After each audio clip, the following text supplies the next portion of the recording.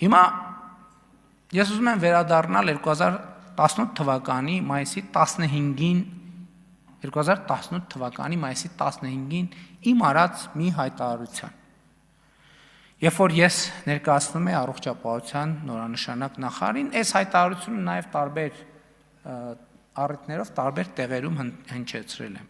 Ոլորտում արկա առաջնահերթություններից է Հայաստանում բուժ սպասարկման եւ բժշկական օգնություն կարիք ունեցող որևէ անձի համար ապահովել պայմաններ, որ նա չմնա հիվանդանոցների դռներին։ Ես այս հայտարարությունը, հարգելի գործընկերներ, արել եմ 2018 թվականի մայիսի 15-ին։ Հիմա իհարկե մենք բնականաբար ես գալիս եմ խոսելու առողջության ապահովագրության մասին, բայց ես ուզում եմ նաև հարց կհնչի։ Այս հայտարարությունը արել եմ 2018 թվականի մայիսի 15-ին, բայց չէ առողջապահության ապահովագրությունը մտել 2026 թվականի հունվարի 1-ին, որովհետև մենք ճանապարհ ենք անցել, որովհետև եթե առողջապահության ապահովագրություն ներգրենք 2018 թվականի հունիսին կամ 19 թվականի հունվարի 1-ից առողջապահության համակարգը կփլուզվեր։ Բայց դրանից առաջ մենք ինչ ենք արել։ Մենք նախ պետպատվերի համակարգը փուլ կամած ընդլայնել ենք։ Հաջորդ փուլով օֆերտայի համակարգն ենք ներդրել։ Այդ ընթացքում ամեն անգամ աղմուկներ սոցիալական ցանցերում էլեկտրոնային առողջապահության համակարգն ենք զարգացել։ Հիշում եք աղմուկները, որ վա, ես էլեկտրոնային դեղատոմսեր ես, ինչա, մարդկանց եւ այլն եւ այլն։ Եթե մենք էլեկտրոնային դեղատոմսի համակարգ չունենայինք եւ այդպիսի բարեփոխումներ չունենայինք, այսօր երկինք էլ թռնեինք, չենք կարող ունենալ առողջության ապահովագրության համակարգ։ Եվ բոլոր այն բարեփոխումները, որ ցավոտ են եղել, որ մեզ քննադատել են, այդ ամեն ինչը մենք կներեք բուլդոզերով ճանապարհ ենք հարթում դեպի այսօրվա արդեն իսկ հաստատված անշրջելի իրողություն։ Իսկ այդ իրողությունը մենակ քաղաքական կարգախոս չի։ Ես արդեն ասացի, կյանքի միջին տևողությունը այդ բուլդոզերի աշխատանքի ընթացքում Հայաստանում հասել է 78.6։ Սա դեռ առողջության ապահովագրության համակարգը ներդրված չի, այլ ընդամենը մենք քայլում ենք դեպի այդ ուղղությամբ եւ արդյունքում ինչ ունենք 2017 թվականի համեմատ առողջապահության բյուջեն Հայաստանում Հանրապետությունում 2.6 անգամ աճել է, 157%-ով աճել է։ Եվ հիմա հիմնական խնդրեմը, որի մասին մենք սովորաբար խոսում ենք, թե դե կառավարությունը էլի թվերա, որ ասում է, թիվը ասում են, բայց ինչ կապ ունի դա մարդկանց հետ։ Այդ կապը շատ կոնկրետ է։ Ինչալոց ասեմ, եթե հետևում եք, նրանք ովքեր հետևում են մեր մարզային այցերին, դա ամենահաճախ լսվող խոսակցությունն է, երբ որ մարդիկ մոտենում են, երեկ էլ Արարատի մարզում մարդը մոտեցել, ասում է վերջին, ինքը իր ձևակերպումը, ասում է վերջին մի ամսվա մեջ դուք իմ վրա 1 միլիոն դրամի ծախս եք արել։ Ինչ նկատի ունի քաղաքացին։ Ես ուզում եմ ձեզ ասել, օրինակ, երեկվա հունվարի 1-ից մինչև 3 Հայաստանի Հանրապետությունում 439 թոշակառու անձ 65+ տարիքի 439 անձ ստացել է 4 միլիոն դրամ եւ ավելի արժողությամբ առողջապահական ծառայություն։ Հասկանում եք, 439 մարդ պետությունը Հայաստանի Հանրապետությունը այդ մարդու մահճակալի կողքը նստել է եւ 4 միլիոն դրամի ծառայություն համատուցել։ 1133 65+ տարիքի մարդ ստացել է 2 միլիոնից 4 միլիոն դրամ արժեքով ծառայություն։ 4721 մարդ, այս թվերը, նրանք ովքեր այս թվերը կասկածի տակ առնեն, մենք կարող ենք անուն ազգանուններ, չէ, մի րոպե, բժշկական գաղտնիք, բժշկական գաղտնիք է։ Հա, բայց մեծ հաշվով, այո, կարող ենք քննիչ հանձնաժողով օրինակ, եթե մի հատ հրատապ ձևավորվի, գույս ունենք մեր ընդդիմությունը, եթե ուզում է։ Մի րոպե, որը ասցի, 1133 մարդ 2 միլիոնի 4 միլիոն դրամի ծառայություն, 4721 մարդ 65 պլյուսների մասին եմ ես հիմա միայն խոսում, 1 միլիոնից 2 միլիոն դրամի արժողությամբ ծառայություն, 9129 մարդ 500,000-ից 1 միլիոն դրամ արժեքի բժշկական ծառայություն, 41286 մարդ 100,000 դրամից 500,000 դրամ առողջապահական ծառայություն, 41356 մարդ 50,000-ից 100,000 դրամ արժեքով առողջապահական ծառայություն, 141566 մարդ մինչև 50,000 դրամի առողջապահական ծառայություն։ Այստեղ տարբեր հիմնականում վերջին սեգմենտը դեղերն են եւ փոքր կոնսուլտացիաներ, հետազոտություններ եւ այլն եւ այդպես շարունակ։ Եվ ընդհանուր առմամբ 3 ամսվա մեջ մենք 34 միլիարդ 110 միլիոն դրամ ծառայություն ենք մատուցել 239,630 65 պլյուս տարիքի անձանց։ Ուզում եմ ձեզ ներկայացնել նաև սոցիալական ամենատարբեր խմբերի ստացած ծառայությունների վիճակագրությունը։ Մասնավորապես սոցիալական տարբեր խմբերի անապահով, հաշմանդամություն ունեցող անձ եւ այլն եւ այդպես շարունակ։ 153 անձ ստացել է 4 միլիոն դրամ եւ ավելի առողջապահական ծառայություն։ Հաշմանդամություն ունեցող կամ աղքատության կամ ծայրահեղ աղքատության մեջ գտնվող մարդը Հայաստանի Հանրապետությունում ստացել է 4 միլիոն դրամ պլյուս արժեքով ծառայություն, 153 այդպիսի մարդ։ 236 այդպիսի մարդ ստացել է 2 միլիոնի 4 միլիոն դրամի այդպիսի առողջապահական ծառայություն, 1097 մարդ այդ սոցիալական տարբեր խմբերի 1 միլիոնից 2 միլիոն դրամ ծառայություն, 2152 մարդ 500,000-ից 1 միլիոն դրամ ծառայություն, 12661 մարդ 100,000-ից 500,000 դրամի առողջապահական ծառայություն, 9890 մարդ 50,000-ից 100,000 դրամի առողջապահական ծառայություն, 41401 մարդ մինչև 50,000 դրամ առողջապահական ծառայություն։ Այսինքն ես հիմա հասկացա, որ ինձ չի հաջողվի, եթե ես հիմա մենակ առողջության ապահովագրության մասին խոսեմ, ելույթը կավարտվի։ Հիմա այստեղ առողջության ապահովագրության հատվածը ընդհատում եմ եւ անցնում եմ ուրիշ կենսաթոշակների բարձրացմանը։ Հարգելի գործընկերներ, հաճույքով եմ արձանագրում, որ մենք կենսաթոշակառուների սոցիալական ապահովության ոլորտում ունենք պատմական նվաճում։ Հայաստանի Հանրապետության պատմության մեջ առաջին անգամ կենսաթոշակառուների կողմից ստացվող եկամուտը ավելին է, քան նվազագույն սպառողական զամբյուղը, որը կազմում է 61760 դրամ վերջին տվյալների համաձայն։ Մենք թոշակները բարձրացրել ենք եւ մեր թոշակառուները նույնիսկ մարզային այցերի ընթացքում իրենք են հաշվարկներ անում։ Իմիջիայլոց ուզում եմ ասել, որ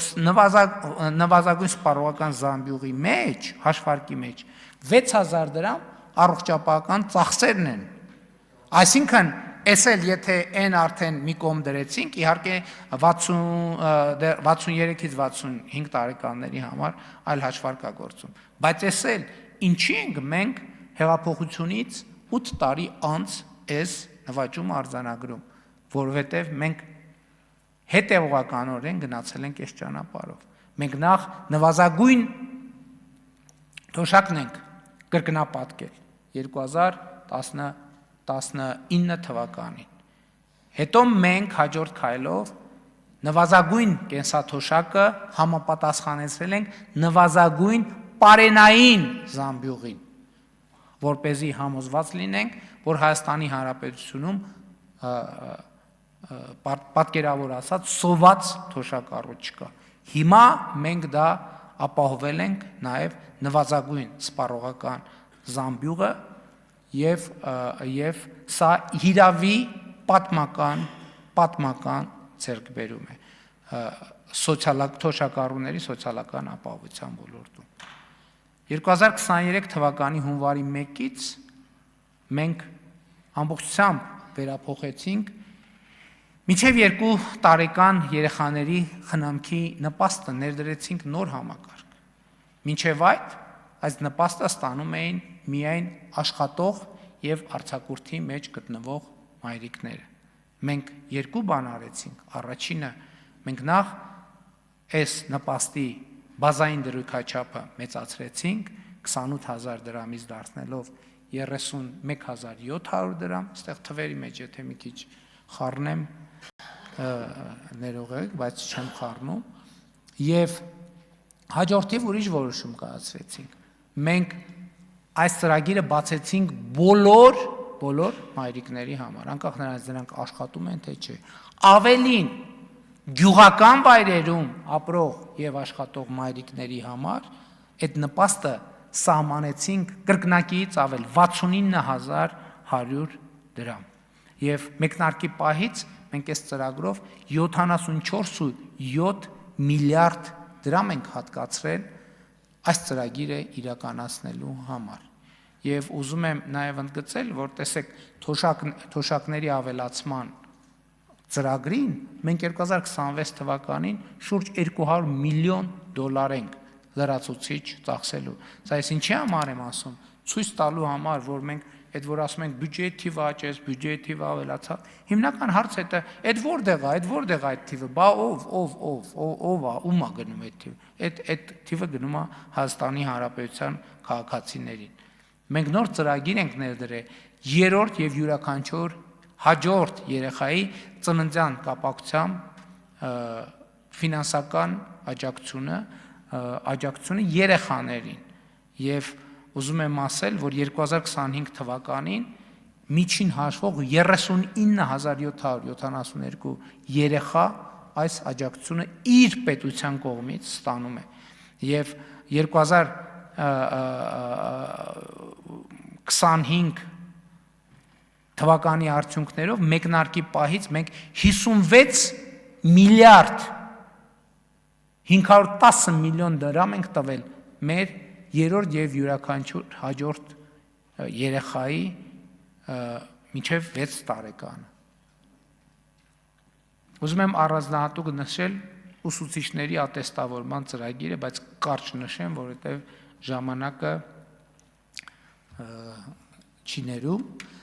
Տեսեք, մենք այսօր Հայաստանի Հանրապետությունում 700,000 դրամ եւ ավել ստացող ուսուցիչ կա,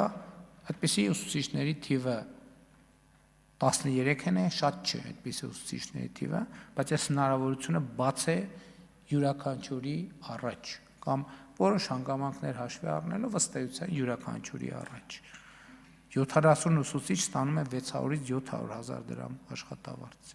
220 ուսուցիչ ստանում է 500-ից 600,000 դրամ աշխատավարձ, 1362 ուսուցիչ ստանում է 400-ից 500,000 դրամ աշխատավարձ եւ պիտի ընդգծեմ, որ 9600 ուսուցիչ, ամեն երրորդ ուսուցիչը այլևս հանրապետությունում ատեստավորված է եւ ուզում եմ ես շնորհակալություն հայտնել, որովհետեւ այստեղ էլ կար շատ մեծ որոշակի հոռետեսություն, բայց այս ծրագիրը աշխատում է եւ լավ է աշխատում եւ սրա վկայությունն է այն, որ 2024-25 թվականներին դպրոց մուտք է գործել ավելի քան 4000 նոր ուսուցիչ, որոնց կեսից ավելին աշխատում է գյուղական բնակավայրերում։ Այսինքն սովորաբար հակառակն է եղել, արտահոսք է եղել, որովհետև մարդիկ ոչ աշխատավարձ են տեսել, ոչ հեռանկար։ Իսկ հեռանկարը կա, այդ թվում այն պատճառով, որ մենք հիմա մեր նախընտրական ծրագրում գրել ենք, որ հաջորդ փուլում ատեստավորված ուսուցիչների համար նոր ատեստավորում է լինելու, որտեղ դրույքաչափը այլևս լինելու է 300,000 դրամ։ Հիմա դրույքա չափը 200,000 դրամ է, լինելու է 300,000 դրամ գումարած ատեստավորման կոնկրետ արդյունքները։ Մեր մեծագույն ձեռքբերումներից մեկը 300 դպրոց, 500 մանկապարտեզ ծրագիրն է եւ ուզում եմ հաճույքով արձանագրեմ, որ 2025 թվականի տարեվերջի դրությամբ աշխատանքներն ավարտվել են ավելի քան 102 դպրոցում եւ շուրջ 280 մանկապարտեզում ու նախակրթարանում։ Մինչև 2026 թվականի սեպտեմբեր շինարարական աշխատանքներն ավարտված կլինեն 260 դպրոցում եւ 429 մանկապարտեզում ու նախակրթարաններում, իսկ մինչև դեկտեմբեր 26 թվական, այսինքն 301 դպրոցում եւ 500 մանկապարտեզում ու նախակրթարանում։ Ավելին, մենք արդեն իսկ սկսել ենք հաջորդ 300 դպրոցի շինարարությունը եւ այսօր արդեն հաջորդ 300 դպրոցի ցանկից շուրջ 50 եւ ավելի 54, եթե չեմ սխալվում, դպրոցի շինարարություն է ընթանում եւ սա ռազմավարական ներդրում է Հայաստանի Հանրապետության տարածքային համաչափ զարգացման եւ ընդհանրապես մեր բոլոր ռազմավարական նպատակների իրագործման տեսակետից։ Ամենաշատը ուշադրությունից դուրս մնացած մի հաջորդ ծրագրի մասին եմ ուզում խոսել, այդ գիտության ֆինանսավորման մասին է, որովհետև եթե մեր սիրելի թշակառուները շտապում են ներկայացնել, թե կառավարությունը ինչ ծրագրեր է արել իրենց ոլորտում կենսաթոշակառուների ապահովագրության եւ առողջության եւ սոցիալական ապահովության ոլորտում մեր հարգելի գիտնականները չեն շտապում այդ մասին բարձրաձայնել, կարծես հոռետեսությունից ելնելով։ Բայց ես ուզում եմ այն օրը մարզային այցի ընթացքում շատ հետաքրքիր էր մի հարգելի քաղաքացի Հրազդան խոշորացված համայնքում ասում էր, որ գիտության ֆինանսավորումը ինչի չեք ավելացրել, ինչի չեք ավելացնում։ Ես լավ նորություն ունեմ այս թեմայով հետաքրքրված մեր բոլոր սա այդ հարցը, բայց ինչի ինքն էլ ասեց, որ ինքը գիտական միջավայրի հետ կապ ունի, այս հարցը նշանակում է, որ այս թեմաները չի խոսվում այնտեղ, չի խոսվում։ Տենց համաձայնության մթնոլորտ կա, որ եկեք այդ պահը շրջանցենք։ Իսկ 2017 թվականի համեմատ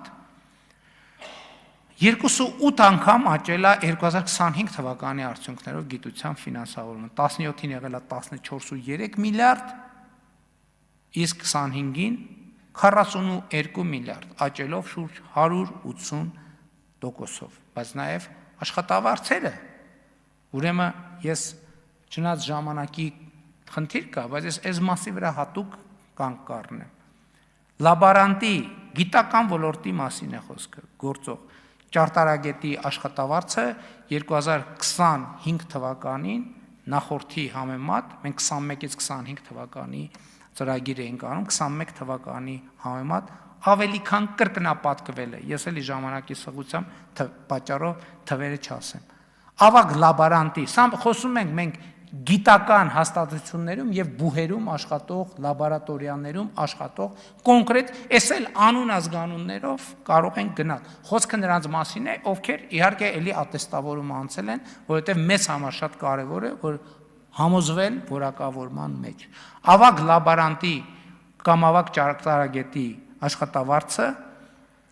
21 թվականի համեմատ 25-ին ավելի քան կրկնապատկվել է։ Կրսեր գիտաշխատողի աշխատավարձը 25-ին 21-ի համեմատ ավելի քան կրկնապատկվել է։ Ավագ գիտաշխատողի աշխատավարձը 25-ին 21 թվականի համեմատ ավելի քան եռապատկվել է։ Ավագ գիտաշխատողի աշխատավարձը։ Առաջատար գիտաշխատողի աշխատավարձը 25 թվականին 21 թվականի համեմատ գրեթե քառապատկվել է։ Գլխավոր գիտաշխատողի աշխատավարձը 25 թվականին 21 թվականի համեմատ գրեթե քառապատկվել է։ Գիտական խմբի ղեկավարի աշխատավարձը 25 թվականին 21 թվականի համեմատ ավելի քան եռապատկվել է։ Գիտական ստորաբաժանման ղեկավարի աշխատավարձը 25 թվականին 21-ի համեմատ ավելի քան եռապատկվել է։ Գիտական սարքավորումների ձեռքբերման նպատակով Ուրեմն 2013-ից 2017 թվականը Հայաստանի Հանրապետության պետական բյուջեն հատկացրել է 961 միլիոն դրամ։ 961 2013-ից 17 թվականի ընթացքում։ Իսկ 2018-ից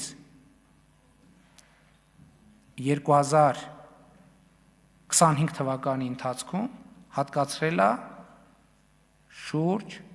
մոտ 15 միլիարդ դրամ, կարճ ասած, մոտ 15 միլիարդ դրամ։ Հիմա նույն ժամը 961 եւ 15 միլիարդ դրամ։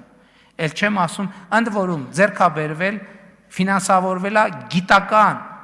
սարքեր ձեռքբերման շուրջ 124 հայտ, 124 հայտ։ Կոնկրետ նրանց մի մասը արդեն իսկ գտնվում են գիտական հաստատություններում, մյուսները ճանապարհին են։ Ամենակարևորը Երևանի պետական համալսարանում հիմնադրվել է արհեստական բանականության կենտրոնը, որի գերհամակարգչի ձեռքբերման եւ տեղադրման նպատակով պետական բյուջեից հատկացվել է ընդհանուր 3.7 միլիարդ դրամ։ Սա էլ է այն գումարներից, որ սկզբունքորեն կառավարության պարտականությունը չէր դա անել։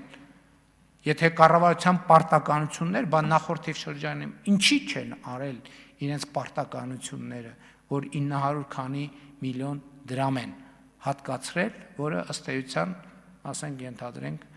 կոլբա առնելու մեծ հաշվով փողը։ Մենք այդքան մեր դպրոցների համար դրա կրկնակին երևի արդեն կոլբա ենք առել, կոլբա, այն ապակու բաներից, որ երեխեքը մի հատ էլ ասում ենք օգտագործեք երեխեք, ոչինչ, որ չէ, մեր երեխեքը, ասենք այդ բանի այդ ծրագրի մեկնարկի պահից մինչև այսօր երևի 900 միլիոն դրամի կոլբա արդեն ջարդել են կամ կջարդեն եւ մենք դեմ չենք, մենք ասում ենք մի մծրեք այդ կոլբաները սեյֆերի մեջ, թող երեխեքը օգտագործեն, որպեսզի դա որտեվ դա ներդրում է մեր ապագայի մեջ։ Էլ չեմ ասում, էլի չի խոսվում։ Հայաստանի Հանրապետության քոլեջներում, գերակա ուղղություններում կրթաթոշակի հասկացություն է հայտնվել։ Ուսանողները, որոնք ունեն բավարար առաջադիմություն, կրթաթոշակ են ստանում 50,000 դրամ, 50,000 դրամ, գերազանցիկները մի քիչ ավելի։ Այսօր Հայաստանի քոլեջներում 3040 ուսանող ստանում է այս 50,000 դրամը։ Շատ է թե քիչ։ 0-ի համեմատ քանի տոկոս է աճը, պարոն Թունյան։ Քանի տոկոս է աճը։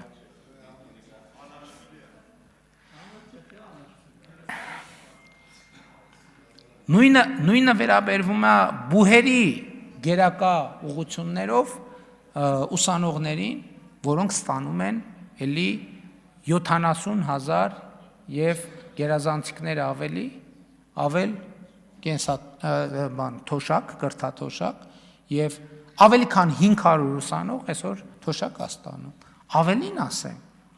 ասեմ, այդքան որ խոսում ենք բանակի մասին, այսօր ռազմական ակադեմիայի ուսանողները